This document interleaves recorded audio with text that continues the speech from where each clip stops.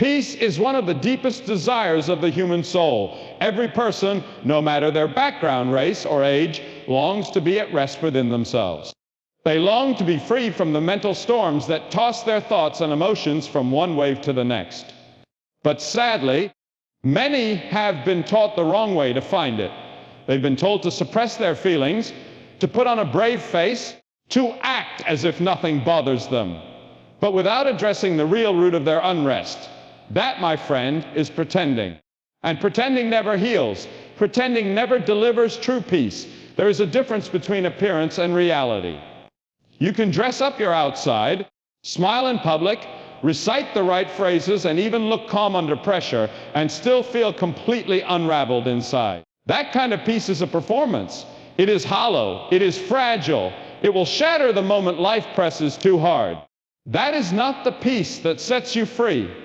That is not the peace that lasts when the phone call comes with bad news, when betrayal knocks at your door, or when the pressure mounts beyond what you feel you can bear. Real peace does not come from pretending.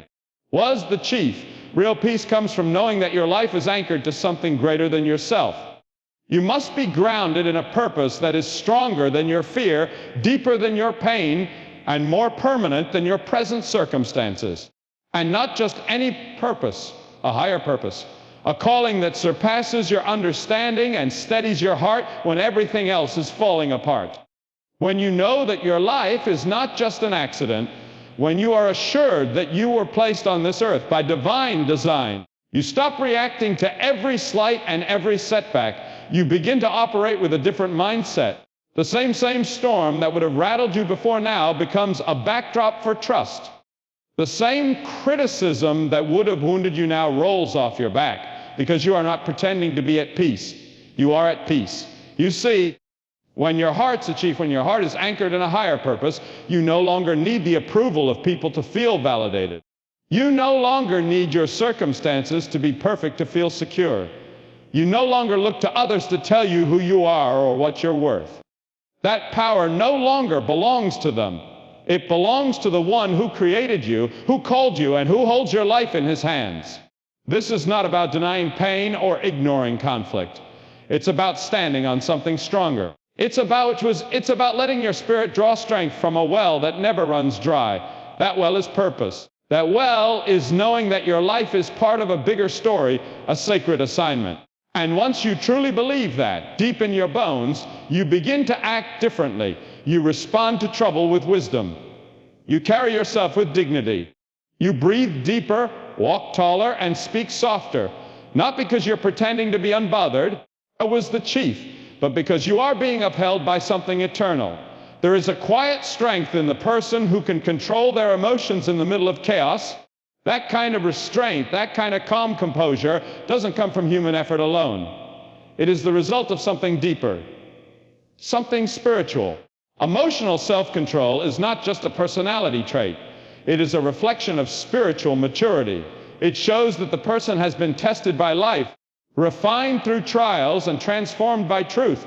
In a world that constantly tells you to react, to speak your mind, to clap back at every offense, emotional control is often mistaken for weakness. People may say you're too passive, too quiet, too reserved. But what they don't see is the strength it takes to remain still when everything in you wants to explode. What they don't understand is that your silence isn't surrender. It's power under control. It's wisdom in motion.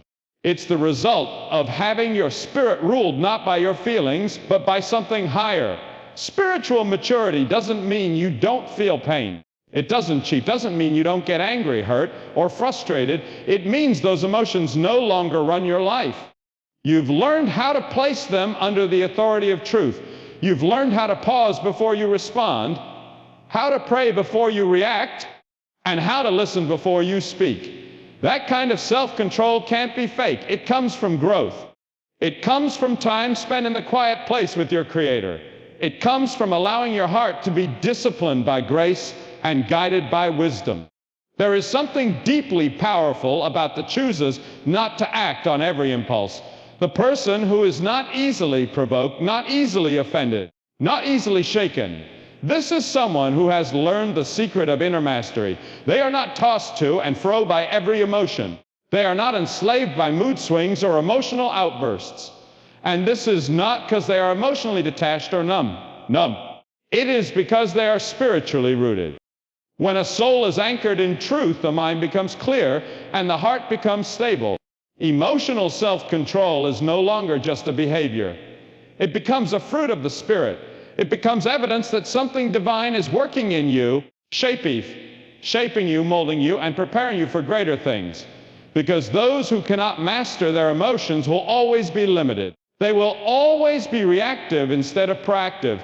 But those who submit their emotions to a higher authority, those who say, not my will, which was the chief, but yours, those are the ones who become unshakable. There will always be people who misunderstand you, situations that try to provoke you, and voices that try to pull you into their chaos. But spiritual maturity teaches you to discern what deserves your response and what deserves your silence. It teaches you that every fight isn't yours to fight, and every offense doesn't require your attention. Not because you don't care, but because you've come to know that peace is more valuable than pride, and your mission is more important than your momentary emotions. There is a heavy burden that many carry, the burden of other people's opinions. It can weigh down the strongest heart and cloud the clearest mind. From childhood to adulthood, people are conditioned to seek approval from parents, teachers, employers, even strangers on the internet. The world constantly demands a version of you that fits their comfort, their preference, their expectations. But the truth remains, you are not defined by what others think of you. You are defined by the conviction that lives inside you and the calling placed upon your life. People will always have something to say. Some will cheer you on, others will criticize you, and some won't understand you at all. If you live according to their voices, you will spend your life shifting like sand, unstable, inconsistent, and unsure. But when you live from a place of deep, unshakable inner conviction, you are no longer easily moved. You operate from purpose, not pressure. You respond to truth, not trends. You live for meaning, not for applause. Conviction is the chief. Conviction is a sacred fire that burns within. It is that still unwavering voice that reminds you who you are and why you're here. It does not scream for attention or demand validation. It simply stands. It stands when you're misunderstood. It stands when you're overlooked.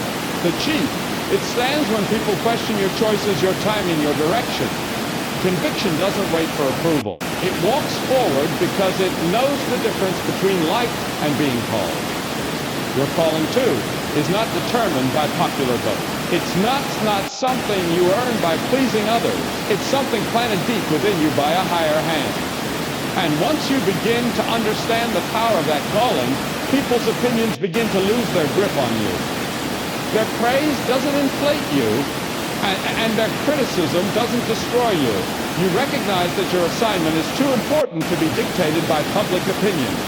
There is a quiet confidence in those who live from calling rather than opinion. They don't chase trends or compete for attention. They are content to be hidden if that's where the mission leads. They are not easily swayed by gossip or discouraged by rejection. Their steps are ordered by something eternal. They are focused, grounded, and bold. Not because they think they're better, but because they know they were made for something greater. The moment you stop needing everyone to agree with you, you become free. Free to obey the voice that matters most. Free to take risks. Free to fail without shame.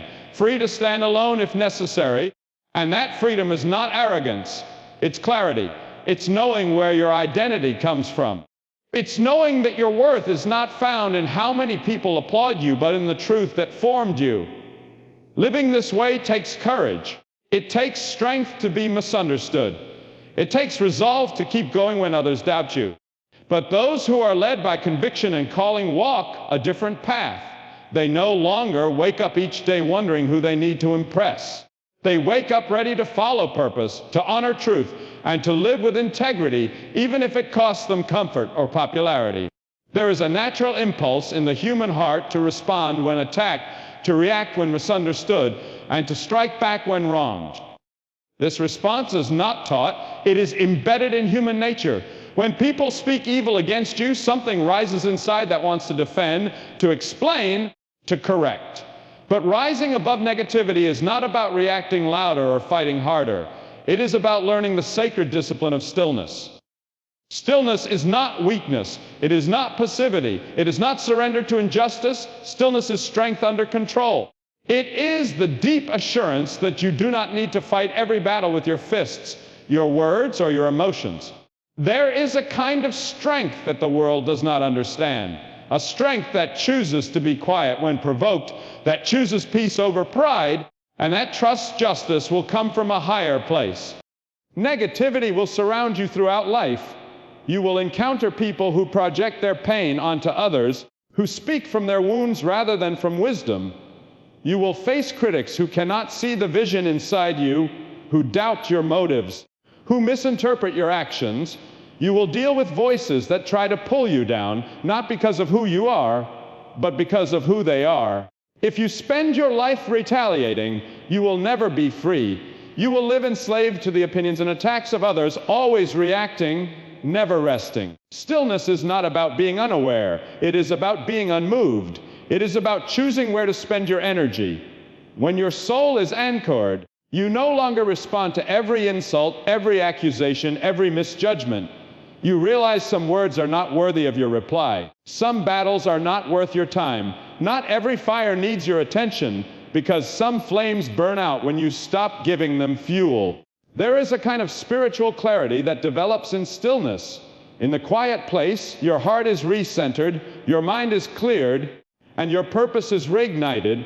You stop fighting to be heard and start listening for the one voice that truly matters.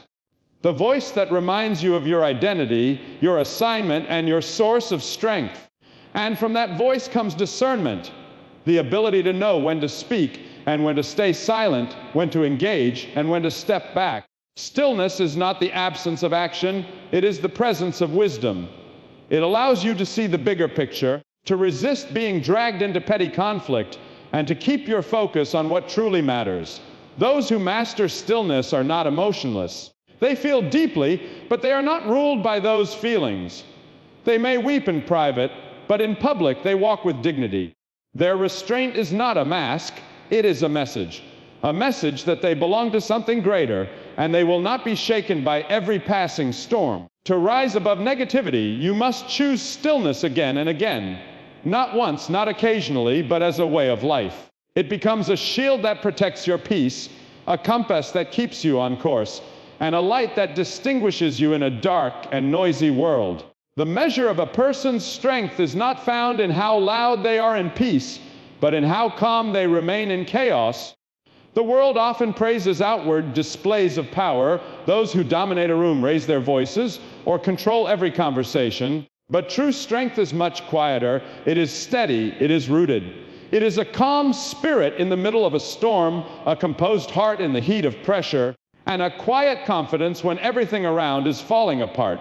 Chaos will come. It is part of life. You will face situations that try to unravel you, conflict, loss, betrayal, disappointment, uncertainty. These moments don't ask for your permission. They arrive without warning, shaking everything you thought was secure. But if your peace depends on everything going right, then your peace will never last. The kind of strength that endures is not dependent on comfort. It is not built on external stability. It is born from within, from a heart that is anchored in something unshakable. That anchor is what keeps you grounded when life is uncertain. It is what allows you to breathe slowly when others are panicking. It is what holds your soul together when emotions pull at you from every side. You are not unbothered because you feel nothing. You are unbothered because you are anchored in something that does not move. Anchored people don't drift with the tide of opinions. They don't break under the weight of pressure. They are planted, rooted, and established. To live with calm in chaos is not natural. It must be cultivated. It is the fruit of a life built on trust in something higher than self. It is the result of choosing, day after day, to place your security in something greater than money, status, relationships, or success. When your identity is no longer built on shaky ground, you can endure what others cannot. You can remain still when others are shaken. You can carry peace not because life is easy, but because your heart is not governed by your circumstances. This kind of calm is not indifference. It is not apathy. It is not about pretending everything is fine.